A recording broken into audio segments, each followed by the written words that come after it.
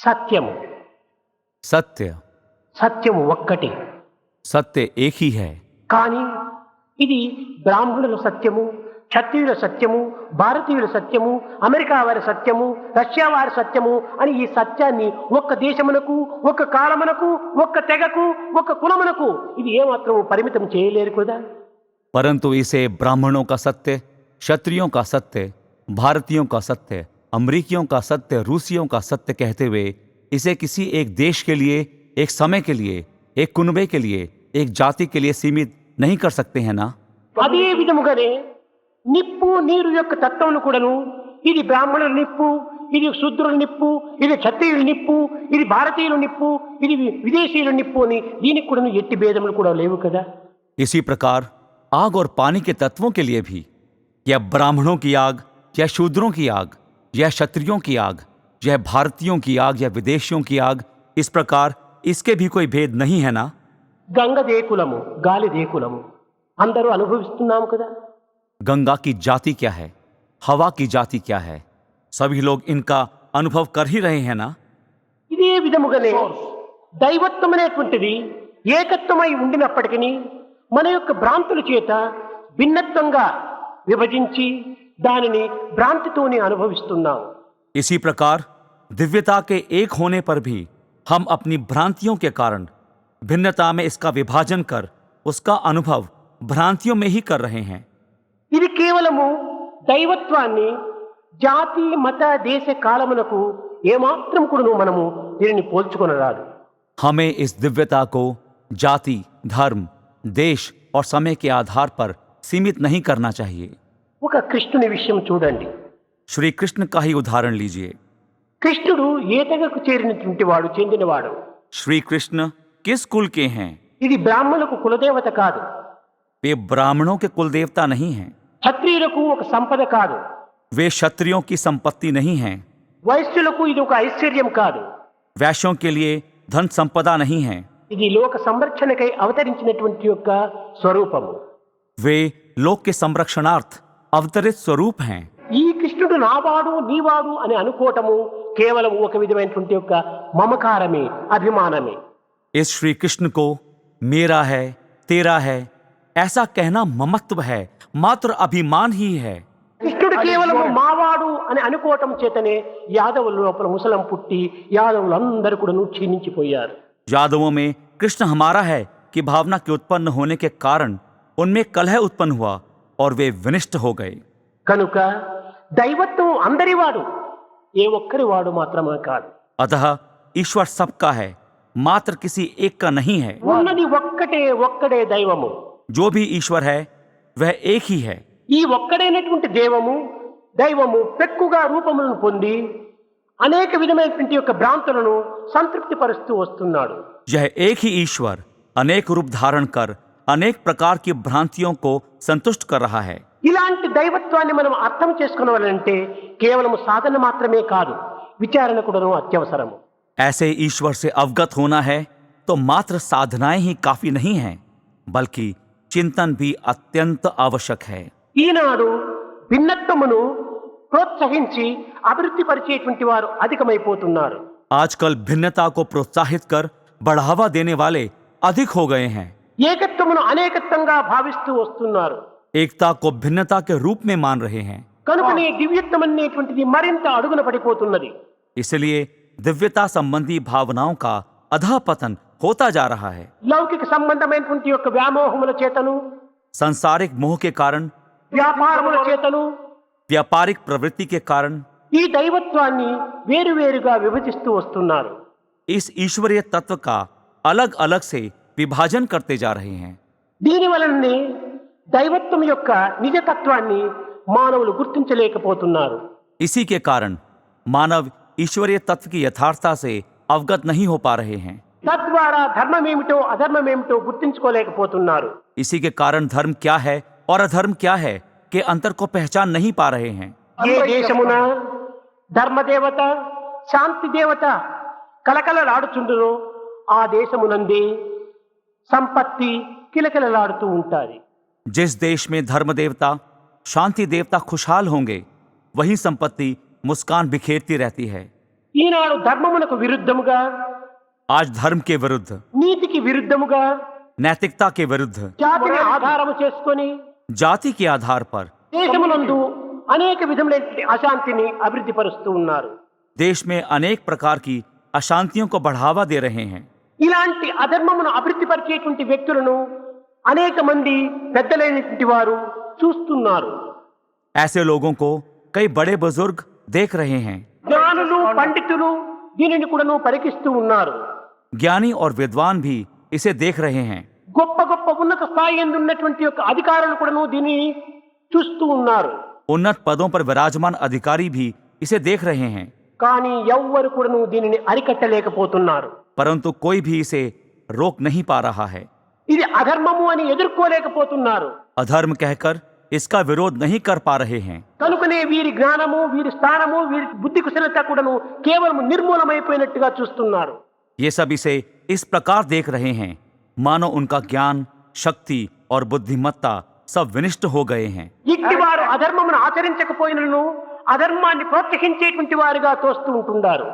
अतः ऐसे लोग अधर्म का आचरण ना करने पर भी अधर्म को प्रोत्साहित करने वाले से प्रतीत हो रहे हैं। దీనికి ఒక చిన్నని ఉదాహరణ इसके लिए एक छोटा सा उदाहरण, మహాభారతం నందు महाभारत में ఈ యుద్ధం అనేటువంటిది ప్రపంచమునకి చాలా ప్రమాదం కలిగించేటువంటిదని గుర్తించి ధర్మజుడు కృష్ణుణ్ణి రాయబారంగా పంపాడు. होने वाले युद्ध को विश्व के लिए एक बड़ा खतरा मानते हुए युधिष्ठिर ने कृष्ण को दूत कार्य के लिए भेजा। నిండు సభ లోపల కృష్ణుడు ప్రవేశించి దీని వలన జరిగేటువంటి యొక్క ప్రమాదములు, ఈ యొక్క పరిస్థితులు కూడాను చక్కగా వర్ణించాడు. भरी सभा में प्रवेश कर श्री कृष्ण ने युद्ध संबंधी खतरों और परिस्थितियों का अच्छी तरह से वर्णन किया। కానీ ఈ విషయములను మహాజ్ఞాని అయినటువంటి భీష్ముడు, ద్రోణాచారి, కృపాచారి, అశ్వత్థామ ఇలాంటి పండితోత్తములు కూడాను చక్కగా వింటూ ఉన్నారు. इन बातों को महाज्ञानी भीष्म के साथ द्रोणाचार्य, कृपाचार्य और अश्वत्थामा जैसे पंडित भी सुनते रहे। కానీ వీరు విని కూడాను ఏ విధమైనటువంటి ఉపయోగం లేకపోయింది. इन्होंने सुना परंतु कोई प्रयोजन नहीं रहा। దుష్టులు దుర్మార్గులైనటువంటి కౌరవుల యొక్క చెంత చేరటం చేతనే, వారి సహవాసం చేతనే వీరు కూడాను దానిని ప్రోత్సహించేటువంటి వ్యక్తులుగా తయారయ్యారు. दुष्ट और कुमार्गी कौरवों के साथ रहने और उनकी संगति के कारण ये लोग भी उनका प्रोत्साहन करने वाले से हो गए। ఈ అధర్మమును అక్రమమును గుర్తించినటువంటి విదురుడు దానిని ఎదుర్కొనుటకు ప్రయత్నించాడు. इस अधर्म और अन्याय से अवगत विदुर ने इसका विरोध करने का प्रयत्न किया। ఇది మంచిది కాదని, కృష్ణ పరమాత్మ యొక్క పవిత్రమైనటువంటి సూక్తులను మనము ఆచరణ యందు ఉంచి దీనికి తగినటువంటి పరిహారము గావించవలనని అనేక విధములుగా నచ్చచెప్పాడు. उसने अनेक प्रकार से उन्हें मनाने का प्रयत्न किया कि ऐसा करना अच्छा नहीं है, हमें श्री कृष्ण के पवित्र सदुपदेश का आचरण कर समस्या का निदान करना चाहिए। కానీ ప్రయోజనం లేకపోయింది. परंतु कोई प्रयोजन नहीं रहा। ఈ దుష్టులు దుర్మార్గులైనటువంటి వారి చెంత ఉండటం కంటే ఏదైనా యాత్ర పోవటం మంచిదని విదురుడు ఆ రాజ్యమునే విసర్జించిపోయాడు. ऐसे दुष्टों के संग रहने की अपेक्षा किसी यात्रा पर प्रस्थान करना अच्छा मानकर विदुर उस राज्य को छोड़कर चला गया। ఈ భీష్ముడు, ద్రోణాచారి, కృపాచారి వీరందరూ కూడాను కౌరవుల యొక్క పప్పు పులుసు తినటం చేతనే వారికి ఏదో ఒక విధమైనటువంటి ఒక సహాయకారులుగా ఉండాలని, వారి రాజ్యంలో మేము జీవించినామనేటువంటి అభిమాన మమకారం చేత ఈ దుష్టులైనటువంటి వారి యొక్క దీని ఎందే వారు జీవిస్తూ వచ్చారు. ये भीष्म, द्रोणाचार्य और कृपाचार्य कौरवों का नमक खाने के कारण उनके राज्य में रहते हुए इन दुष्टों की सहायता करने के मोह में पड़कर जीवन बिताते रहे। అందరూ గొప్ప ఆచార్యులే, सभी लोग बड़े आचार्य ही थे। అందరికీ ధర్మాధర్మం విషయం గుర్తించినటువంటి వారే, सभी लोग धर्म और अधर्म से अवगत भी थे। నిత్యానిత్య విషయములను పరిశీలించినటువంటి వారే. नित्य और अनित्य को जांचे हुए लोग ही थे। ప్రయోజనమేమిటి? लेकिन प्रयोजन ही क्या है? ఆచరణలో లేనటువంటి యొక్క ఈ జ్ఞానములన్నీ కూడాను నిరుపయోగములైపోయాయి. आचरणविहीन यह पूरा ज्ञान व्यर्थ ही हो गया। కనుకనే కట్టకడపటికి యుద్ధము లోపల కౌరవులు ఏ విధంగా మరణించారో అదే విధంగానే ఈ ఆచార్యులు కూడా మరణించారు. इसलिए अंततः युद्ध में जिस प्रकार कौरव मारे गए उसी प्रकार ये आचार्य भी मारे गए। అన్యాయమును అక్రమమును ధిక్కరించి దానిని సరిచేసేటువంటి శక్తి సామర్థ్యములు ఉండి కూడాను దానిని ఎవరు సరిచేయుటకు ప్రయత్నించరో వారు కూడాను దుష్టులతో సమానమనే భావిస్తూ వచ్చాడు కృష్ణుడు. श्री कृष्ण ने विचारा कि जो लोग अधर्म और अन्याय का विरोध कर उसे सुधारने की क्षमता रखते हुए भी नहीं सुधारते हैं, वे भी दुष्टों के ही समान हैं।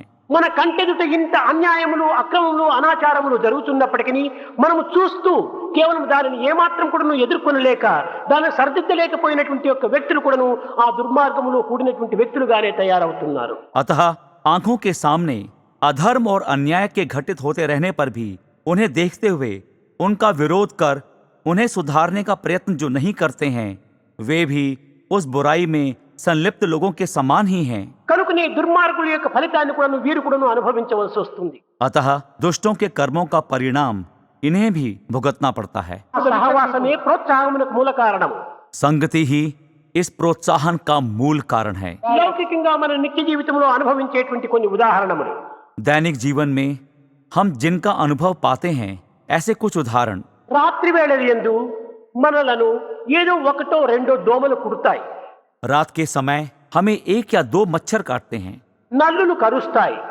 खटमल भी काटते हैं। కానీ ఈ బాధను సహించుకోలేక మనము ఏదో ఒక విష సంబంధమైనటువంటి స్ప్రేను మనం చేస్తాము.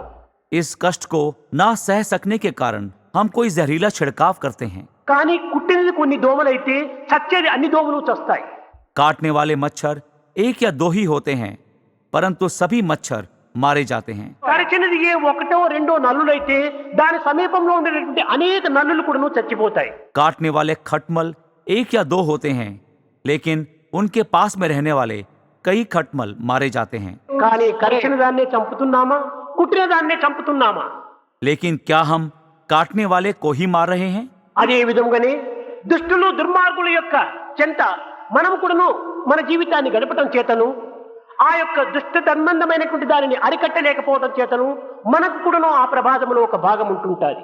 इसी प्रकार दुष्टों के समीप जीवन बिताने और उनकी करतूतों को ना रोक सकने के कारण उस खतरे में हमारा भी कुछ हिस्सा रहता है। దైవం కూడాను అన్యాయ అక్రమ అనాచారములు జరుగుతున్నటువంటి సమయం నందు దానిని ఆదరించి దాని అరికట్టలేనటువంటి వ్యక్తులను దానిని ఎదుర్కోలేనటువంటి వ్యక్తులను కూడాను సమంగా కూడాను దుష్ట సంహారంగా చేస్తూ వస్తాడు. ईश्वर भी अन्याय और अधर्म संबंधी घटनाओं के होते समय उनका स्वागत करने वालों के साथ उनको ना रोकने वालों और उनका विरोध ना करने वालों को दुष्ट ही मानकर संहार करता है। వీడు పండితుడే వీడు పామరుడే అని కానీ వీడు జ్ఞాని అజ్ఞాని అని కానీ ఏమాత్రం కూడాను చూడడు. ईश्वर कतई यह नहीं देखता कि यह पंडित है और यह मूर्ख है, यह ज्ञानी है और यह अज्ञानी है। జ్ఞాని అయితే దీనిని ఎందుకు ఎదుర్కొనలేకపోతివి? यदि ज्ञानी हो तो इसका विरोध क्यों नहीं किया? ఎందుకు నీకు తెలిసినటువంటి సత్యాన్ని వానికి బోధించలేకపోతివి? तुम्हें अवगत सत्य उसे क्यों नहीं बताया? ఆ యొక్క దోషమే నీలో కూడా ఉంటున్నది. इसीलिए वह दोष तुम में भी है। దోషునికి సరైనటువంటి బోధన చేయలేనటువంటి దోషమే నీ దోషం. दोषी को सही उपदेश नहीं देना ही तुम्हारा दोष है। కనుకనే సమాజంలో జరుగుతున్నటువంటి అన్యాయ అక్రమ ఆచారాలంతా కూడాను సాధ్యమైనంత వరకును మనం దాన్ని ఎదుర్కొని దాన్ని సరిచేసేటువంటి యొక్క విషయంలో మనం పాల్గొన్నప్పుడే నిజముగా మనము ధర్మ సంస్థాపనకు కొంత తోడ్పడినటువంటి వారం అవుతాం. अतः समाज में घटित हो रहे अन्याय, अधर्म और अत्याचार का यथासंभव सामना करते हुए उसे सुधारने के प्रयत्न में भाग लेने पर ही हम धर्म की संस्थापना के कार्य में हाथ बटाने वाले होंगे। త్రేతాయుగం నందు కూడాను రావణుడు చేయుచున్నటువంటి అన్యాయ అనాచారములన్నీ కూడాను చూస్తున్నటువంటి సోదరుడు విభీషణుడు సహించుకోలేకపోయాడు.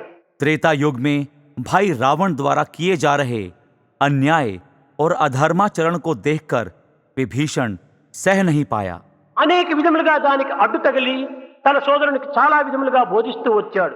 वह कई प्रकार से भाई को टोकते हुए उसे विभिन्न प्रकार से समझाता रहा। కానీ మితిమీరిపోయేటప్పటికీ ఈ విభీషణుడు ఇంకా ఆ స్థానం నందే ఉండుటకు ఇష్టపడలేక ధర్మమూర్తి అయినటువంటి రాముని యొక్క పాదములు పట్టాడు. लेकिन जब रावण हद पार कर गया तो वहां ना रह सकने के कारण विभीषण धर्म के अवतार राम की शरण में आकर उनके चरणों का आश्रय ग्रहण किया। కానీ దోషములు గావించినటువంటి వాడు రావణుడు ఒక్కడే. सारे दोष करने वाला एकमात्र रावण ही था। ఈ దోషుడైనటువంటి రావణునికి అనేక విధమైనటువంటి ప్రోత్సాహం ఉత్సాహం ఇచ్చినటువంటి రాక్షసులు కూడాను ఈ యుద్ధంలో మరణించవచ్చు వస్తుంది. परंतु इस रावण को प्रोत्साहित करने वाले सारे राक्षस इस युद्ध में मारे गए. తాను చేసినటువంటి దోషములంతా కూడాను మెచ్చుకుంటూ వచ్చారు ఈ రాక్షసులు. ये राक्षस रावण के सभी बुरे कामों की प्रशंसा करते आए. మెచ్చుకున్న ఈ రాక్షసులు కూడాను శిక్షను పుచ్చుకోక తప్పదు. जिन लोगों ने प्रशंसा की उन्हें सजा भुगतनी पड़ी.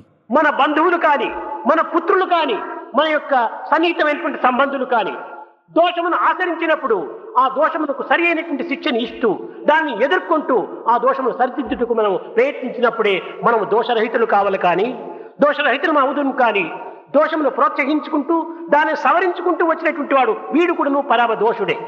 अतः हमारे बंधु हो, पुत्र हो या निकट के रिश्तेदार जब वे कोई बुरा काम करते हैं तो उनके लायक उन्हें सजा देते हुए, उनका विरोध करते हुए, उन्हें सुधारने का प्रयत्न करने पर ही कोई दोष रहित होगा. ऐसा ना कर दोषों को प्रोत्साहित करने वाला दोषी ही होगा. కనుక మనము దోషరహితులుగా ఉండవలనన్నా దోషమును చూచినా, దోషమును విండినా, దోషమును అనుభవించేటువంటి స్థానంలో ఉండినా దాన్ని సరైన రీతిగా ఎదుర్కొని ఆ దోష పరిహారాత్మక కొంత ప్రయత్నములు చేయాలి. इसलिए यदि हम दोष रहित रहना चाहते हैं तो दोषों को देखने पर, दोषपूर्ण शब्द सुनने पर, दोषों का अनुभव होने वाले स्थान में रहने पर उन दोषों का विरोध करते हुए उनके निदान के लिए हमें कुछ प्रयत्न करने चाहिए. సర్వమును కోల్పోయినా కూడా పర్వాలేదు, దైవాన్ని మాత్రం కోల్పోరాదు. और सब कुछ छोड़ना पड़े तो भी कोई परवाह नहीं, परंतु ईश्वर को नहीं छोड़ना चाहिए.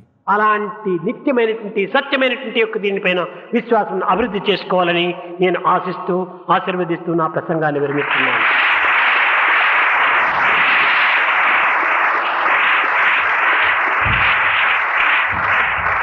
ऐसे नित्य सत्य में हमारी आस्था बढ़ाने की आशा करते हुए और सबको आशीर्वाद देते हुए स्वामी अपने प्रवचन का समापन करते हैं. गोविंद गोपाल प्रभु गिरिधारी,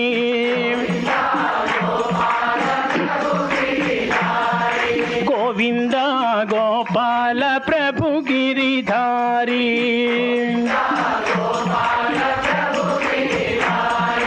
गोविंद गोपाल हृदय विहारी,